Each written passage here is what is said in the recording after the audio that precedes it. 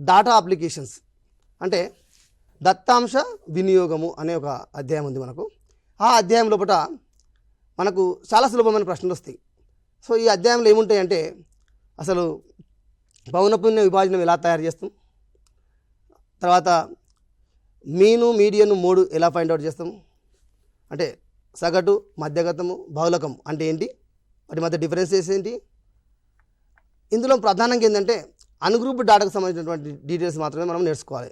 ఎందుకంటే పేపర్ 1లో మనకు ఏముంది సిలబస్ అంటే అన్గ్రూప్డ్ డాటాకు సంబంధించి అవర్గీకృత దత్తాంశంకు సంబంధించినటువంటి భావనలు మాత్రమే నేర్చుకోవాలి. ఈ మధ్యగతం కావచ్చు, బహుళకం కావచ్చు, తర్వాత సగటు కావచ్చు. సో దానికి పరిమితమై మనం ఇందులో పేపర్ 1లో నేర్చుకోవాల్సిన అవసరం ఉంటుంది.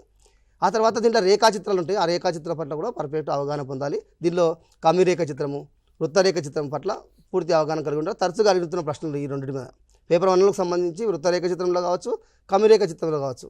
సో వీటిపైన ప్రశ్నలు తరచుగా అడుగుతుంటే వీటిపైన మంచి అధ్యయనం చేయాలి.